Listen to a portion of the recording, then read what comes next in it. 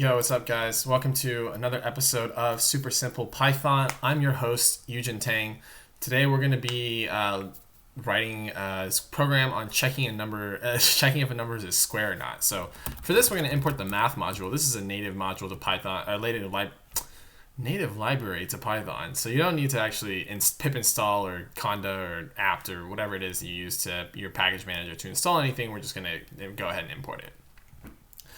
So basically what we're going to do is we're going to def is square, and we're going to pass it a number, and I'm going to assume this number is an integer. So we're going to expect an integer here. And then, my bad.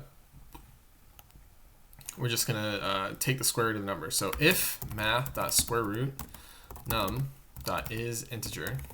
Wow, look how easy is this, right? Return true. Otherwise, we're just going to return false. And then we'll just, this is it. It's just 4 lines of code. We're going to test this out. So print is square. So let's get a number that's not a square. How about 55? That's not a square.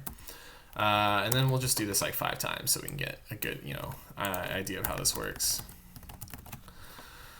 Let's get a number that is square. 2025, that's 45 squared. 1296, I think that's 36 squared. 20, that's not a square. Let's make it cool.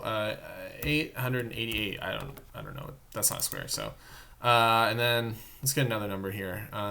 Let's get a big number. I don't know if this number is a square. There we go. That's not a square. It ends in 2. So, and then let's just run this. So Python check square. So we should expect false, true, true, false, false. False, true, true, false, false. So yep.